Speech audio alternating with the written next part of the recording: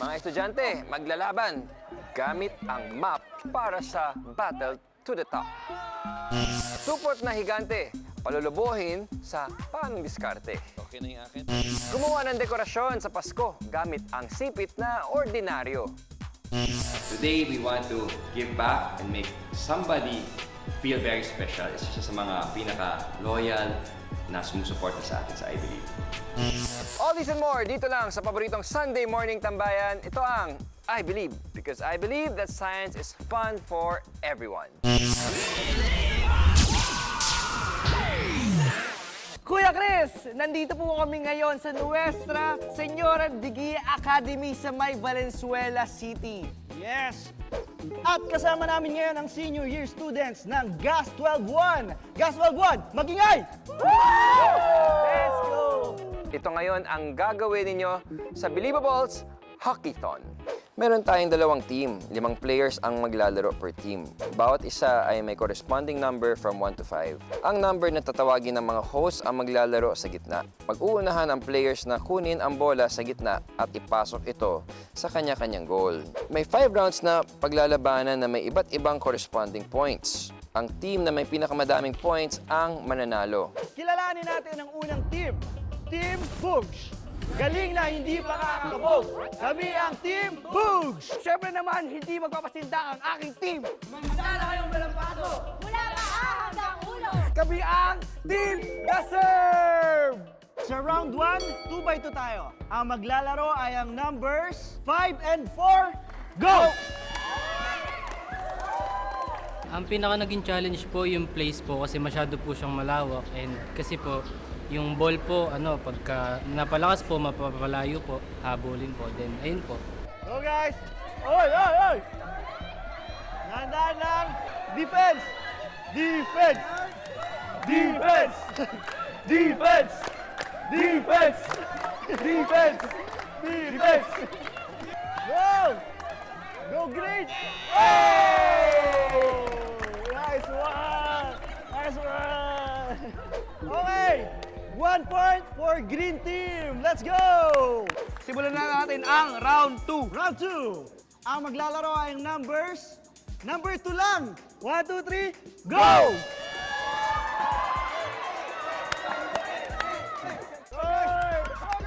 Nakakahingal lang po. Tapos kailangan ko talagang nakapokus din sa bola at saka sa kalaban.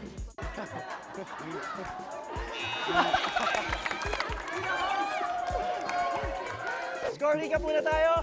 Ang Team Bugs ay meron ng 3 points at ang Team The Serve ay wala pa rin silang points. Pero, napatalo ba sila? Hindi mapatalo yan kasi ang susunod natin points is nagkiki-equivalent ng 3 points, no? Oh, 3 points na for the round 3. At sa round 3 ay 3x3 naman tayo. Okay. Ang maglalaro ay ang numbers 4, 3, and 1. Okay, wait. Wait lang guys. 1, 2, 3, go! Go! Madami. Si number 3 din. Kasi siya yung nakikita kong maliksi tapos mabilis gumalaw kaya nahirapan ako habulin.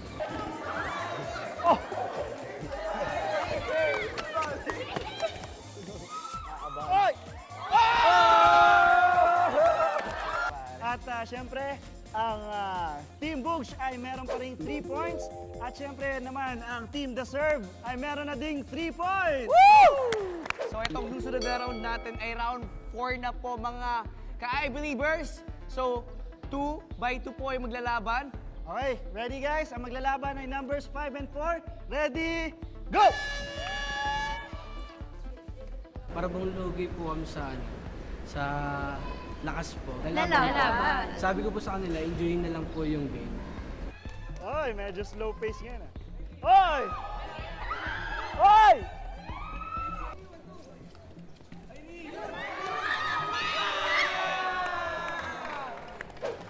Bugs ay meron ng 7 points. At ang Team Deserve naman ay meron pa rin 3 points. Yan. Pero, paring Kim, dito kasi sa last round, mga I-Believers, dito na magkakatalo dahil 20 points na ang paglalabanan. 20 points! So, nakapili na sila kung sino maglalaro. Yes. Para sa ating final round. Okay, 3, 2, 1, go!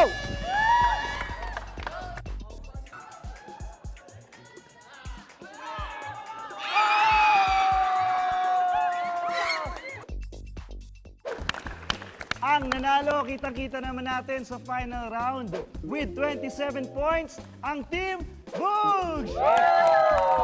Ang larong hockey ay nakadepende sa tatlong konsepto ng physics: energy, work, at power. Ang energy ay ang ability to do work o ang kakayahang gumawa ng force o puwersa para ang isang bagay ay ma-displace o gumalaw ang object. Sa challenge na ito, importante yung energy ng mop papunta sa bola. Ang work naman ay ang energy na nalilipat sa isang object kapag ito ay ina-applyan ng force at gumalaw ito over a certain distance. Pag tinamaan ng mop ang bola, ang energy mula sa mop ay dahilan para gumulong ang bola. Ang power naman ay ang rate kung gaano kalakas at kabilis nagagawa ang work. May time element. Sa challenge na ito, ang power ng work o pag-transfer ng energy mula sa mop papunta sa bola ay nakadepende sa energy mula sa mop. Kapag nakuha mo ang tamang physics formula nito, sure na hindi ka na malalampaso sa Hackathon Challenge. I believe.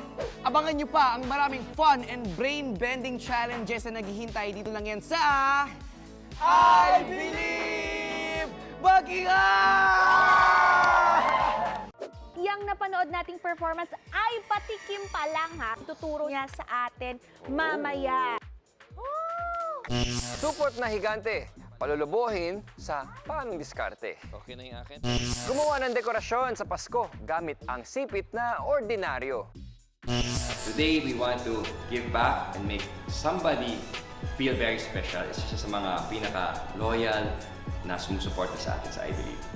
Believers, oras na para sa ating game na pagalingan sa science experiment. Ito ang Pride to believe it! makikita nyo sa harap ninyo ang large na plastic bags, okay? One each. Kung palolobohin ito, okay, alin sa mga susunod na bagay ang pinakamatagal o pinakamabagal na makakapagpalobo sa plastic bag na yan? So A, balloon pump. B, ang iyong bibig, paghipan. And C, ang handheld fan. Okay? In 10 seconds, pinakamaraming makakuha na coins. We'll go first. Okay, ready, set, go. Okay. Okay. Deshay. Nakita ko ilan, parang. Okay, ilan yan? 1, 2, 3, 4, 5. Ako, I have 3. 3. Okay, Ate Shaira, you go first. Ano ang sagot mo? Bibig! Pinili ni Ate Shaira ang bibig. Ikaw, Sonia, anong pipiliin mo? Ito, balloon pump. Okay, ready, set, go! Lumalaki na yung fan, no? Oh, Ay! lumalaki na agad. Pinakamabilis pala yung akin. Ito kahit ang hina. Ay! Bakit walang air sa akin? Pinakamabilis yung akin. Akin din, lumalobo agad, oh. Kay Sonia. Ganyan lang siya. Or baka na-escape Oo. yung air. Ayon sa Bernoulli's principle, ang bilis ng pagdaloy ng isang gumagalaw na fluid, liquid o gas ay lumalakas kapag ang pressure ay dinadaluyan nito ay mababa. Sa ating experiment, ang fluid na tinutukoy ay ang hangin sa paligid at yung hangin mula sa taong umihip. Sa pag-ihip o paggamit ng handheld fan sa plastic bag, sumasama ang mga nakapalibot na hangin papasok sa loob ng plastic bag kung saan mas mababa ang air pressure. At dahil mas nakabukas ang opening ng plastic bag kumpara sa paggamit ng balloon pump, mas mabilis ang pagpasok ng mas maraming hangin kaya mas mabilis na napuno ang loob ng plastic. Ang principle na ito ay naging susi sa dalawang importanteng teknolohiya sa 20th century, ang carburetor na ginagamit sa mga makina ng kotse at ang airplane wing. I believe. Yang napanood nating performance ay patikim pa lang ha. Tuturo niya sa atin mamaya. Gumawa ng dekorasyon sa Pasko gamit ang sipit na ordinaryo. Today, we want to give back and make somebody feel very special. Isa siya sa mga pinaka-loyal na sumusuporta sa atin sa I Believe. Hi, Believers! Nakita na natin kanina ang performance ng ating kakulab ngayong umaga. Please welcome Battle of the Judges Ultimate Champion Marvin Peralta! And welcome to I Believe. Yay! Marvin, ilang taon ka ng aerialist? 12 years. 12 years. Wow, bukod sa silk, may iba ka pa bang ginagamit? Marami pa po akong ginagamit. Cubes, aerial hoop, pole dancing, gymnastic, Wow. more dance. Wow. Wow. Dami palang disciplines, no? Turo naman ako. Oo nga, nag-ready na si Ready na. Sonia. Outfit niya, ready na siya. Good luck, Sonia. Oh my gosh. Okay. Yes, pase. Pasok. Yes, Pase. yan. Back, hawak. Yes, stay lang. Lang ka, hawak. Stay. Yes. Ooh. Yes, go down. Dismount. Yes, go. Yes, yan. Yes. Galing, galing, galing. Oh my God! Wow, good job, Sonia. Thank you, Marvin. Ang isang aerialist ay gumagamit ng fabrics, ropes, steel hoops para labanan ang gravity. Gumagawa sila ng iba't ibang tricks habang nakasabit para mapabilib ang mga nanonood. Ang mga aerialist ay gumagamit ng konsepto na kung tawagin ng mga physicist ay conservation of angular momentum. Bukod sa training para masanay ang mga muscles sa pagkapit, isa sa dahilan ay ang friction. Gumagawa siya ng sapat na friction sa paghawak sa tela, paggawa ng knots o buhol, at pagbalot ng parte ng katawan sa tela para mapanatili ang bigat niya sa taas. Importante rin sa isang aerialist ang tamang paggamit ng center of mass ng katawan. Ito ang ginagamit sa pag-align o pagbalanse ng katawan habang gumagalaw at nagpapalit ng postura sa ere. Ang huling susi dito ay ang momentum. Ito ang nakukuhang force sa pamamagitan ng pagsunod-sunod na galaw. Ang galaw na ito ay tila isang pendulum na nagbibuild ng force para mapaangat o mapanatili ang katawan in action. Kapag pinagsama-sama ang mga concept na ito, magre-resulta ng isang nakakabilib na aerial act. I Believe.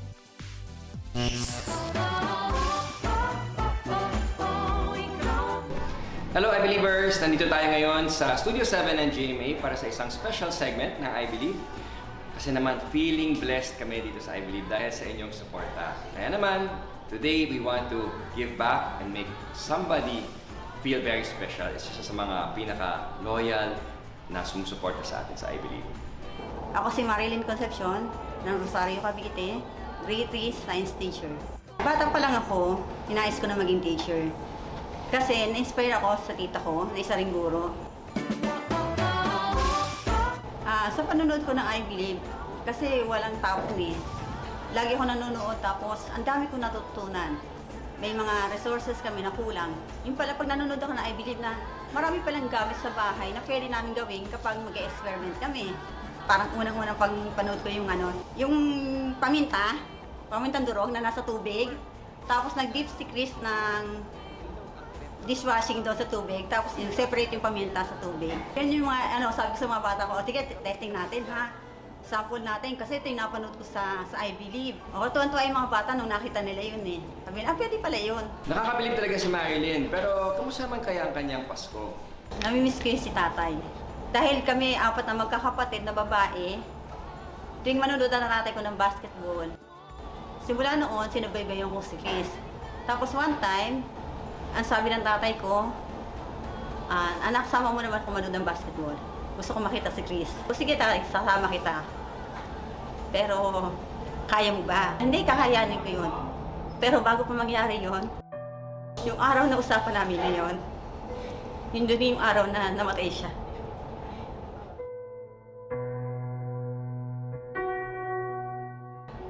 Tapos kapag ngayon, hanggang ngayon si Chris ay may time na pag na-invite kami na manood ng I Believe o may outreach siya, sumasama kami. Sumasama ako para nakita siya. Kasi sa pamagitan ni Chris, parang naaalala ko pa rin yung tatay ko. Si tatay kasi masipag. Lahat ng trabaho, ginagawa niya. Hindi siya sumusuko.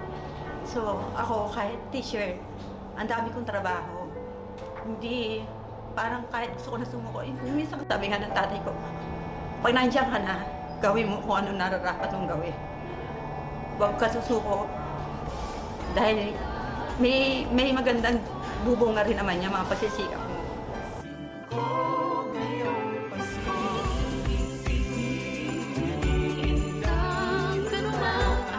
Para sa amin dito sa I Believe, nakaka-inspire talaga ang mga teacher tulad ni Marilyn. Kaya naman, we want to surprise her and make this the best Christmas ever.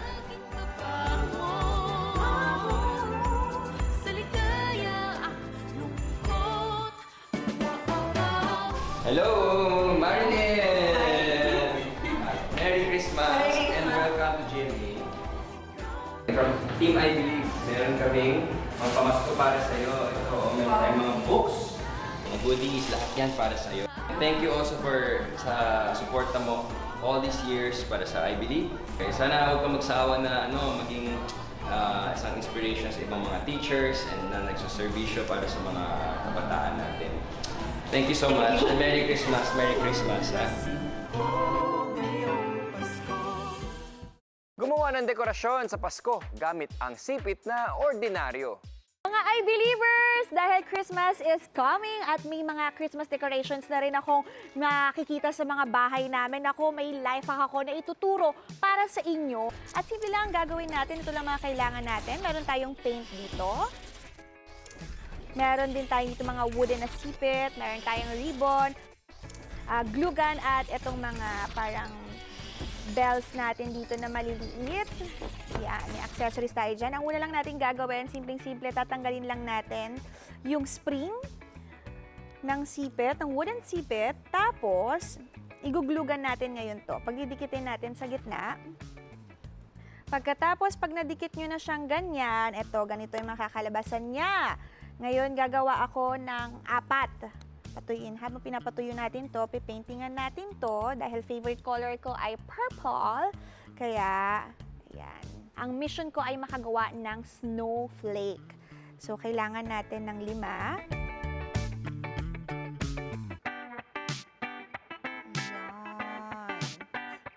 So, maglagay tayo ng maliit din dito.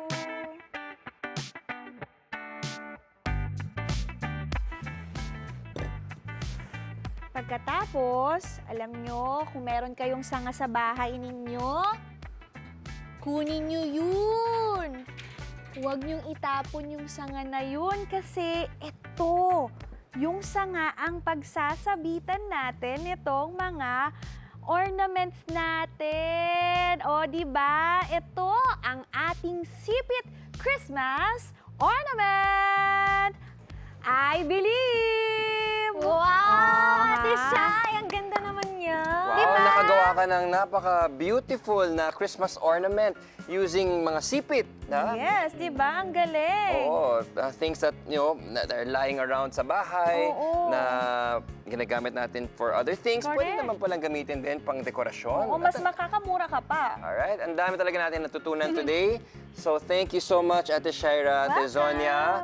Guys, advance Merry Christmas sa inyong lahat. We'll see you next week. Dito lang sa pinakamasayang Sunday morning tambayan. Ito ang I Believe! Merry Christmas, guys!